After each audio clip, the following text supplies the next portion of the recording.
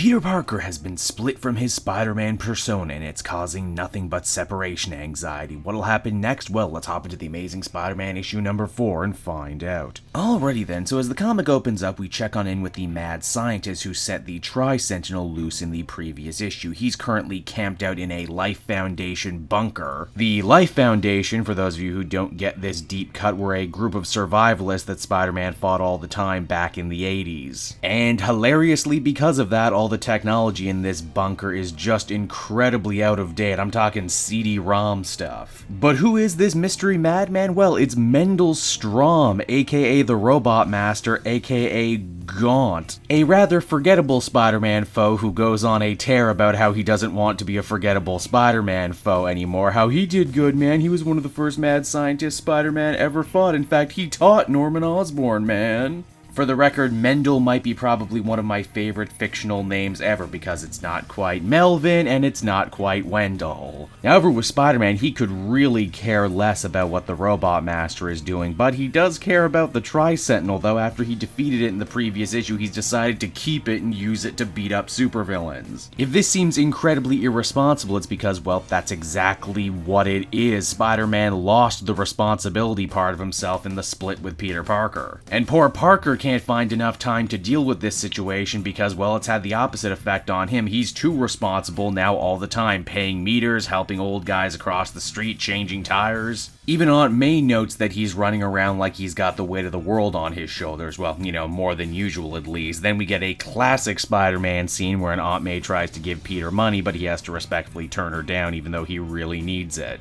Spider-Man, on the other hand, doesn't have to worry about money. Quite the opposite. He, with no shame now, has gone out of his way to completely pimp out the Spider-Man name for all it's worth, doing ad deals, showing up on talk shows. He's even using a new Uber-style service to ferry people around the city on his back, Spider-Man style. That is admittedly a really good idea. Peter is obviously disgusted about the actions of his former half, and why shouldn't he? In fact, in their little argument, it's fun to note that Peter doesn't like how laissez-faire and jokey the Spider-Man half of himself is, like he takes nothing seriously. Pete also says that flying around as a superhero right now as Spider-Man seems fun, but it's only a matter of time till someone gets hurt with his recklessness, and then and only then will a true hero's worth be measured. It's also right around here too, Spider-Man drops a bombshell, and that is he doesn't even know who Uncle Ben is anymore. Oh no. That's admittedly pretty bad, the idea of a Spider-Man running around without his very cornerstone for being, but he actually gets worse news later on when he goes and checks in on Dr. Connors. You remember those two mice they were testing the genome splitter on? Well, they're dead. It would seem that being apart from each other for so long caused a bout of memory loss, muscular damage, and eventually a very painful death. This means that a ticking clock is now officially started for Peter Parker and Spider-Man if they don't rejoin with each other, and soon neither one of them is going to be making it much longer. Only there's one giant roadblock stopping that, and that is that Mendel Stromm may finally have gotten his act together. Not on his own, at least. He has a mysterious benefactor, the same creepy-voiced individual who seemed to have helped out Mysterio. The voice says that he knows what it's like to live in another man's shadow, and he's willing to do whatever it takes to help Mendel get his ultimate revenge on Spider-Man, and he's bought him a brand new fleet of Tri-Sentinels to get the job done. So that was Amazing Spider-Man issue number 4, everybody, and overall I continue to really be enjoying where this series is going. At times it feels like Nick Spencer is playing directly to my own personal sensibilities as a critic. Lots of Marvel deep cuts, yep. Lower tier supervillains talking about how lower tier they are and how they want to do better, yep. Metatextual meditations on Peter Parker's own relationship to Spider-Man and the fans' relationship to the character as a whole, oh, you better believe it.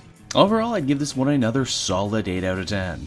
Hey there everyone, it's your old pal Cape Joel, and I want to thank you so much for watching to the end of the video. I hope you enjoyed it, and if you did, why not check out some of this other comic content I have available for you. Then you can follow me on Twitter and Facebook at Cape Joel, so you're always up to speed on what I'm doing next. And hey, if you're in the market for some comic books for yourself, might I recommend buying your trades through my book depository link down in the description. Not only will you save a bundle by not having to pay anything for shipping or handling, but everything you buy via my link goes to support me and the channel. So you win, I win, everybody wins, right? And until next time, I will be back again with more comic content that smacks of greatness. Bye-bye, everybody.